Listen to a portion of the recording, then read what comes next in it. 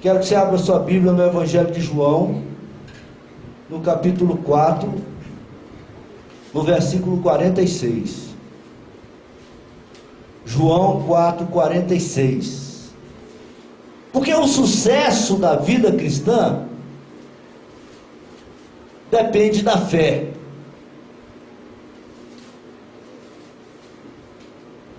O sucesso da vida cristã depende da fé. E eu quero mostrar para vocês, com esse exemplo, que a fé precisa de crescer. Tudo que nasce de Deus cresce. Você joga uma sementinha, ela germina, logo ela vira uma mudinha, depois ela começa a produzir fruto.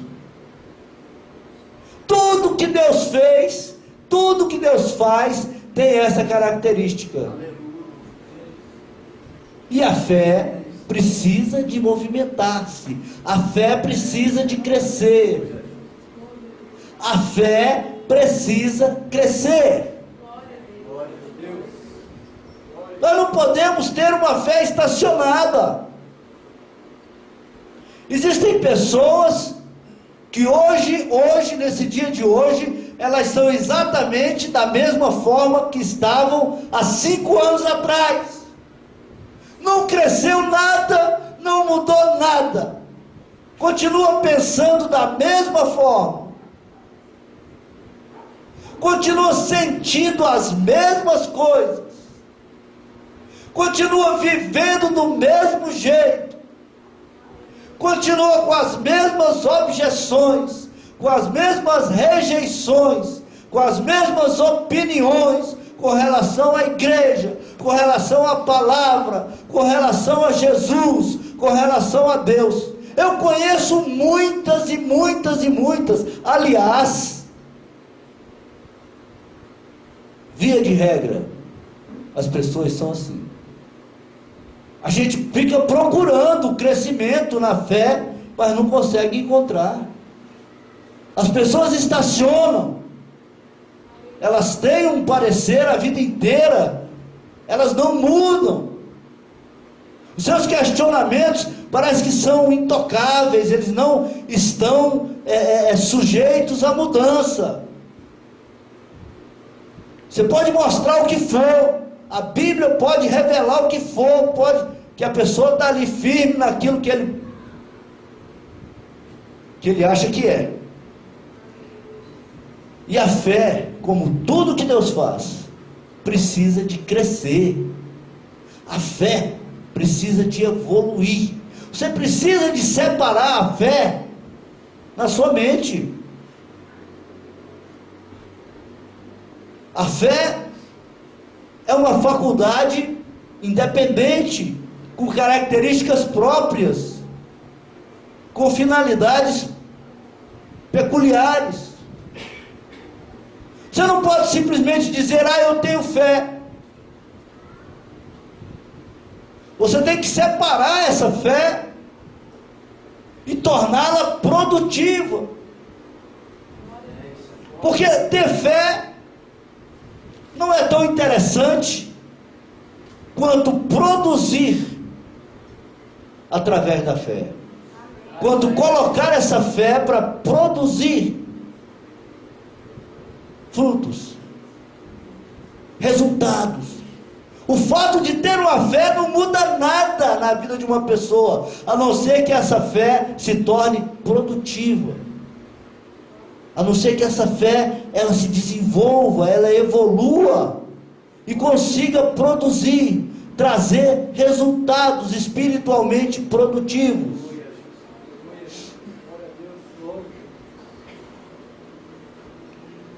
E essa história aqui que eu vou ler é muito interessante.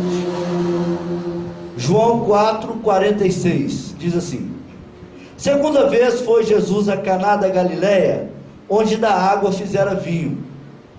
E havia ali um oficial do rei, cujo filho estava enfermo em Cafarnaum.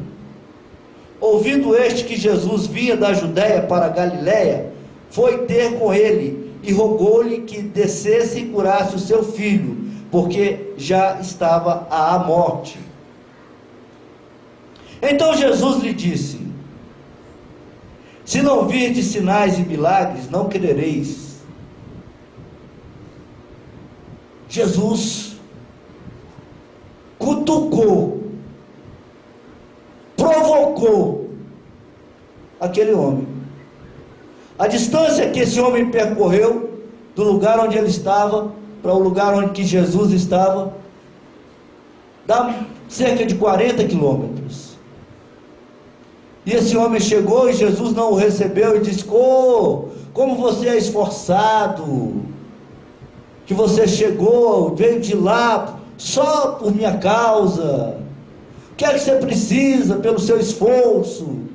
Jesus não fez isso dessa forma, mas ele cutucou, ele provocou aquele homem.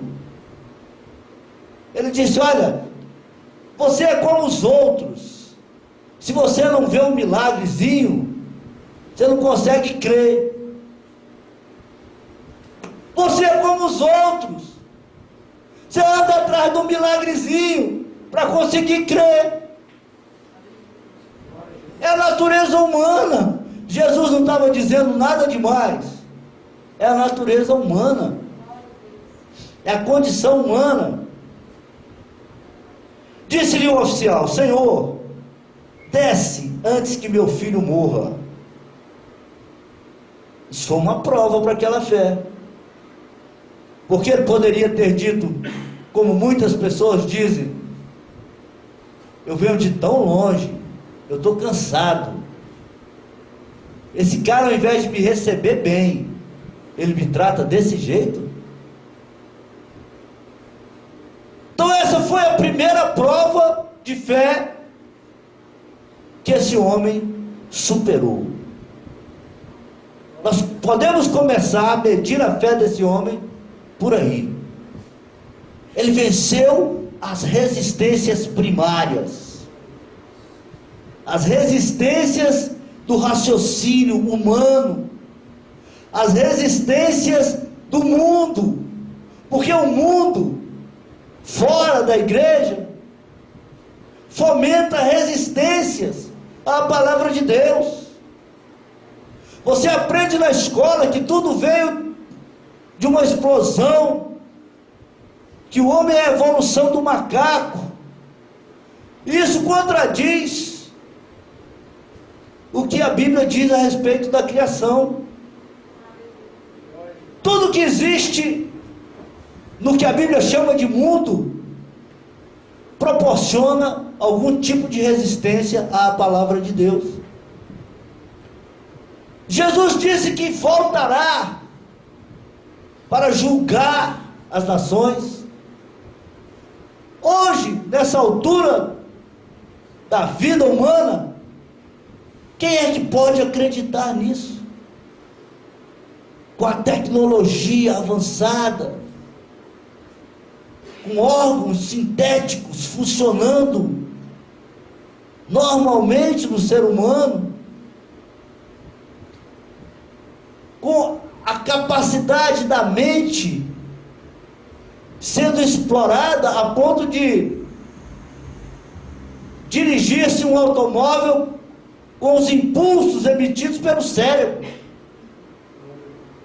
Como é que é capaz de acreditar que Jesus voltará para julgar os homens diante de tanta tecnologia, de tanto avanço? Então essas são resistências naturais que nós precisamos vencer para chegar em Jesus. E esse homem, ele venceu essa primeira resistência natural. Tem gente que fica estacionado nessa situação, não consegue acreditar no Evangelho, não consegue acreditar na palavra, não consegue acreditar nas coisas simples do Evangelho, não consegue acreditar que Deus abençoa aquele que é dizimista, não consegue acreditar que Deus recompensa aquele que se dispõe, não consegue acreditar que Deus abençoa aquele que prega o Evangelho, aquele que ganha almas para o reino de Deus, não consegue acreditar que a palavra é fiel e verdadeira, e que ela há de se cumprir, e ela tem se cumprido, não consegue acreditar nem no perdão do pecado, e nem sabe para que ser perdoado. A pessoa convive ali naquela atmosfera da igreja, naquela atmosfera cristã, mas não consegue resistir a essas primeiras objeções, não consegue passar da primeira fase, e a fé caminha, a fé evolui. Disse-lhe Jesus: vai, o teu filho vive. Eu vou ler o 49. Disse-lhe o oficial: Senhor, desce antes que meu filho morra. Disse-lhe Jesus: vai, o teu filho vive. E o homem creu na palavra que Jesus lhe disse e foi.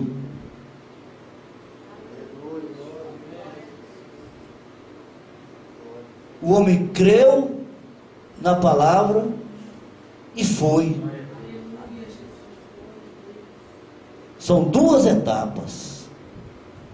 Uma completa a outra. Crer e fazer. Crer e obedecer. Crer e se envolver. Crer e se comprometer. Crer e participar. É uma etapa da fé. É uma sequência. Tem muita gente que crê, mas está estacionada, só crê. Vence a resistência, consegue crer, mas para. Olha os argumentos. Eu creio, então eu estou salvo pela fé. Verdade. Meia verdade.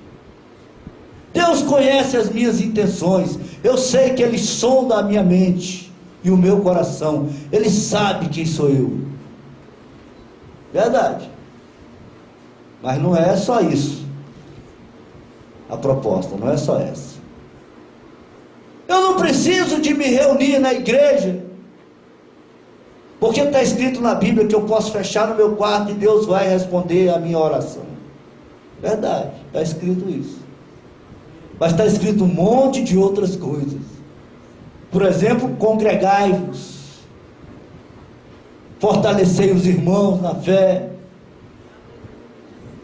A igreja é o corpo de Cristo. Se todo mundo crê e ficar fechado dentro do quarto numa relação íntima com Deus, a igreja não existe. Meias verdades. A fé precisa de ter sequência, precisa de ter continuidade. Depois que você consegue crer, você tem que fazer. E esse homem, ele fez de uma forma extraordinária. Disse-lhe Jesus: vai, o teu filho vive. E o homem creu na palavra que Jesus lhe disse e foi-se. E descendo ele logo, saíram ao encontro os servos e lhe anunciaram, dizendo: teu filho vive. Perguntou-lhes, pois, a que hora se achara melhor? E disseram-lhe: ontem às 7 horas, a febre o deixou. Entendeu, pois, o pai que era aquela hora a mesma em que Jesus lhe disse: o teu filho vive. E creu ele e toda a sua casa. Ele venceu a primeira resistência, chegou-se na presença de Jesus, ele conseguiu crer em Jesus, a ponto de fazer o que Jesus lhe ordenara, porque o normal não era isso.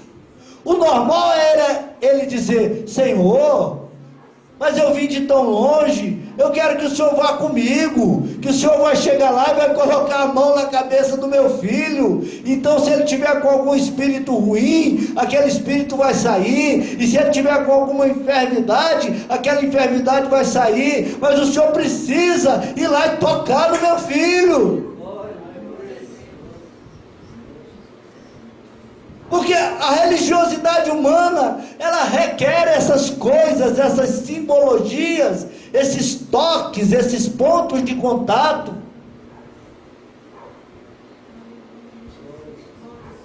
Quantas pessoas saem daqui chateadas, porque não deu para a irmã Keila colocar a mão sobre eles e fazer uma oração com imposição de mãos.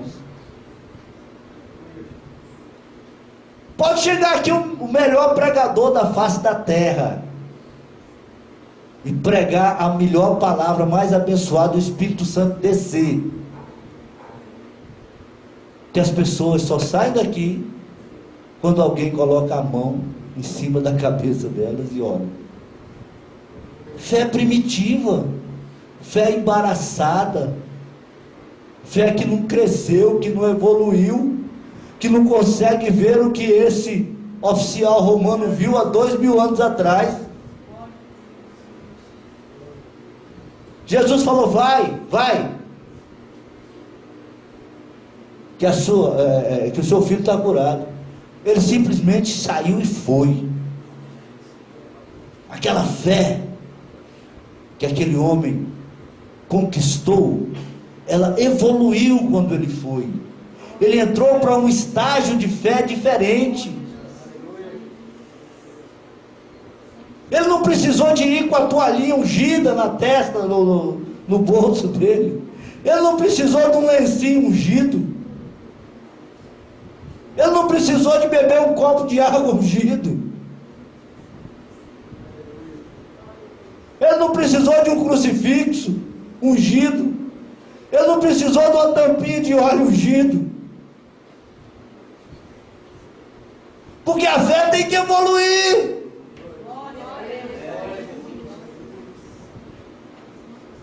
A fé tem que prosperar. A fé tem que crescer. Eu quero que sua fé cresça. Eu quero que você tenha consciência que a sua fé cresça. Que você saia desse estágio, que talvez você esteja nele há 5, 10, 15, 20 anos. Eu quero que você destrave a sua fé. Você tem que destravar a sua fé.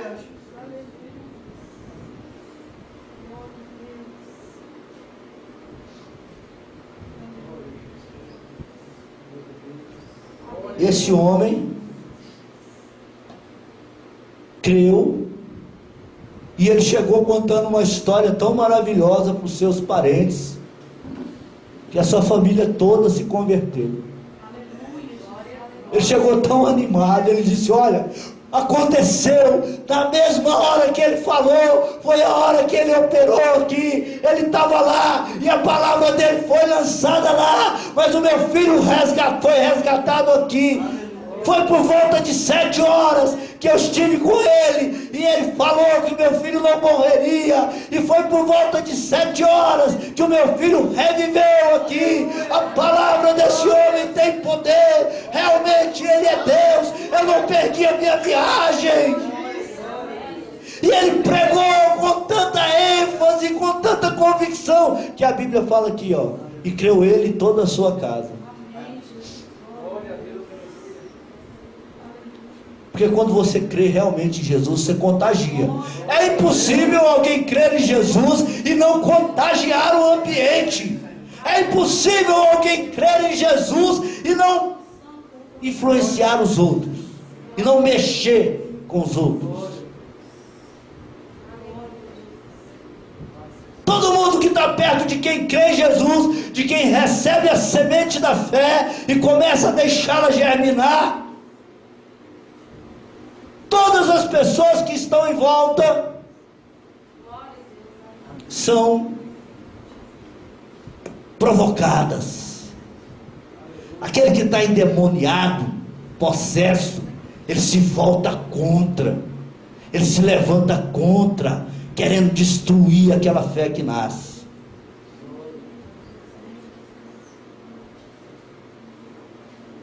Mas de qualquer forma há reação. Aquele que é do Senhor dá glórias a Deus, se alegra, porque mais um nasceu para o reino de Deus. Não há como passar desapercebido. Amém, irmãos? A fé evolui. A fé evolui. Eu quero que a sua fé evolua. Eu quero que a sua fé evolua.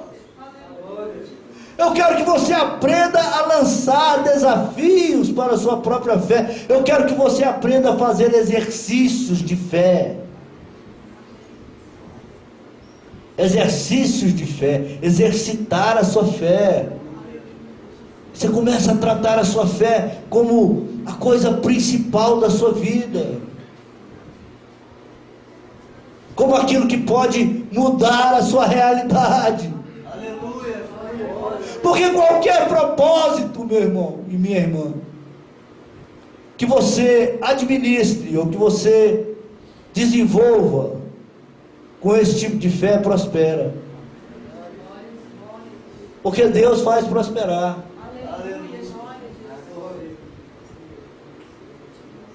Deus abre a inteligência. Deus faz pessoas verem o que elas não conseguem ver normalmente. Deus desembaraça raciocínio. O Espírito Santo ensina. Experimenta perguntar para o Espírito Santo: como é que é isso? Como é que eu faço para aprender isso?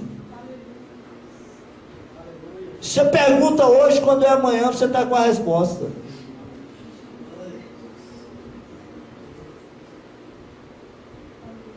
O reino dos céus está no meio dos homens. E ele opera na igreja, em toda a sua essência. Nós precisamos de ter essa fé.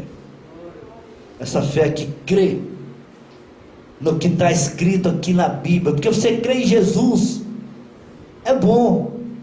Mas você crê em Jesus e duvidar da palavra dele, não significa nada, não vale nada, não adianta nada. Se você crê em Jesus e tem dificuldade para aceitar a Bíblia, eu quero te dizer que a sua fé ela não vai produzir nada. Porque Deus ele é fiel, como você vê escrito aí em todos os lugares. Mas Deus é fiel a quem? Ao pecador? Deus é fiel a quem? Àquele que crê? Deus é fiel a quem, segundo a palavra dele? Segundo a palavra dele, ele é fiel a ele mesmo. Ele é fiel à palavra dele. Então, se você crê e se enquadra dentro da palavra dele, ele vai ser fiel a você. E você vai participar de todas essas bênçãos decorrentes da palavra dele. Mas se você crê e não crê, você crê em Jesus, pensa que crê em Jesus e não consegue crer na palavra dele, eu quero te dizer que você está completamente fora da expectativa de Deus. Porque esse centurião, esse homem importante, esse oficial, ele creu em Jesus, mas ele confirmou que cria em Jesus quando ele creu na palavra de Jesus. Porque você só confirma que crê em Jesus quando você crê na palavra de Jesus. Jesus disse: olha, o teu filho não vai morrer. E ele creu naquela palavra de Jesus e foi embora com aquela palavra. Ele não levou Jesus, ele levou a palavra de Jesus. E foi suficiente.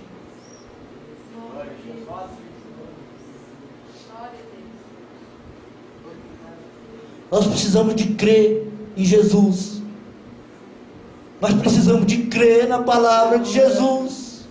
E a palavra de Jesus tem coisas estranhas e difíceis para o homem moderno crer. A palavra de Jesus tem conteúdos que o homem não simpatiza, o homem desse tempo, com eles. Fala de inferno, fala de céu, fala de vida, fala de morte, fala de ressurreição de mortos. Quem pensa que crê em Jesus, mas não crê na ressurreição dos mortos, ou trata a ressurreição dos mortos como um assunto que não lhe pertence, como um assunto que não lhe diz respeito, vai me desculpar, mas a sua maneira de crer em Jesus, ela é ineficaz. Porque você precisa crer em Jesus, mas você precisa de provar a sua fé crendo na palavra de Jesus. Isso é uma coisa, é uma exigência bíblica. O cego Bartimeu, ele fez um grande esforço para chegar-se na presença de Jesus, em meio a uma multidão que não queria que ele se aproximasse. Jesus poderia ter dito: ô Bartimeu, eu vi a sua luta, você é cego, as pessoas em vez de te ajudar, fizeram foi te atrapalhar, mas que bom que você chegou aqui, Bartimeu. Jesus poderia ter dito isso para ele,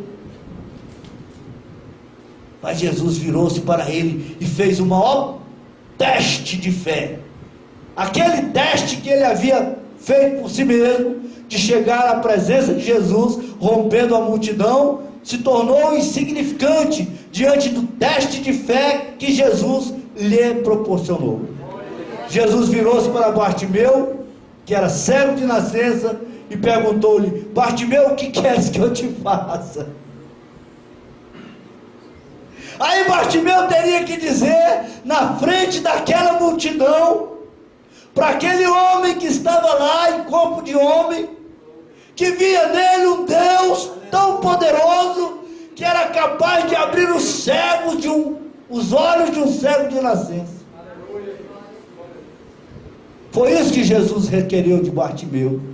A fé de Bartimeu, que já era uma fé razoavelmente grande, que o fez chegar à presença de Jesus, vencendo muitas dificuldades. Então ali ela foi renovada, ela foi provada novamente, porque Bartimeu teve que dizer na frente de todas aquelas pessoas que cria que aquele homem que estava ali era filho de Deus e que era capaz de abrir os olhos de um cego de nascença, porque se não fosse Deus, não abriria os olhos dele, que era cego de nascença.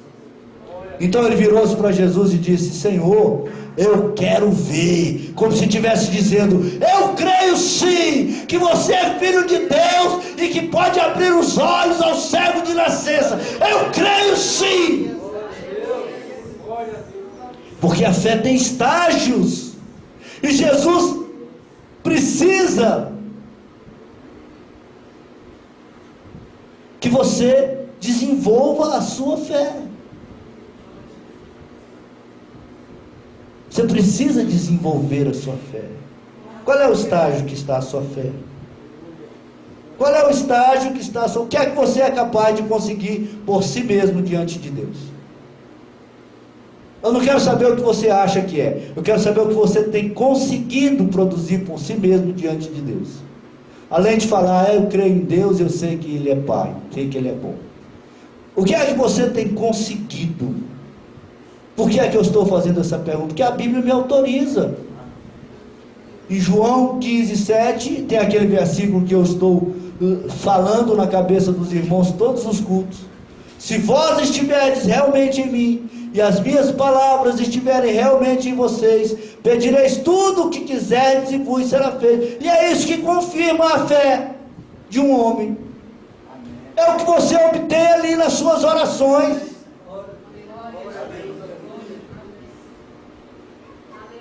Se você bate o seu joelho no chão e ora, e Deus te responde,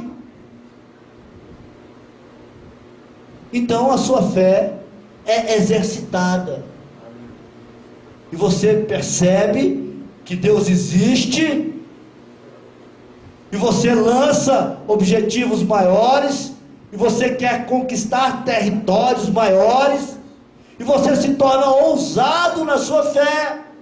Eu quero que você encontre a ousadia da fé.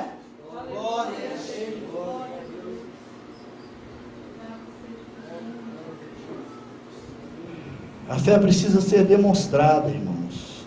A Bíblia fala em Tiago, capítulo 2, que a fé sem obras é morta. Não adianta nada ter fé se você não consegue produzir resultados através da sua fé.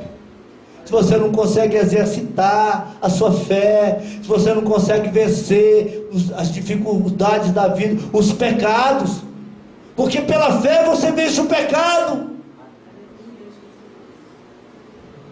Se você não consegue ver a igreja com bons olhos, Se você não consegue ver Deus operando na igreja, é porque a sua fé, meu irmão, ela está muito insignificante. Ela está menor do que o que Deus espera.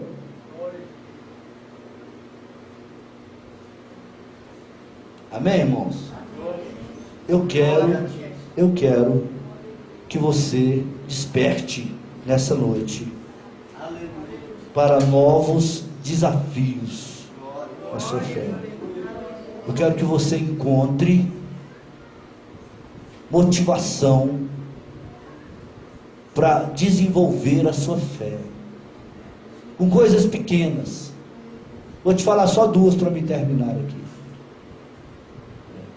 Coisas pequenas que eu aprendi na minha infância espiritual. Falar da palavra de Deus. Porque ouvir pregadores, grandes pregadores, é muito bom. Mas eu vou te falar o que é melhor do que ouvir bons pregadores. É falar. É você decorar um versículo de manhã e sair falando esse versículo para todo mundo. Provocando maneiras de dizer esse versículo. Certo? Você vai ver que a palavra, quando ela sai de você, ela volta para você.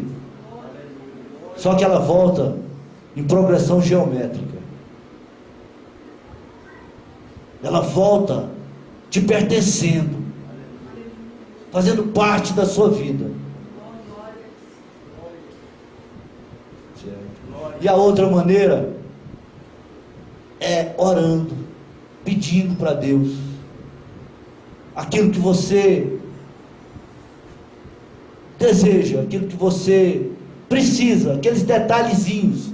Porque tem gente que só pede para Deus coisa grande, não é verdade?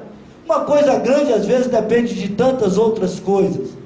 Comece a pedir coisas pequenas, informações, explicações,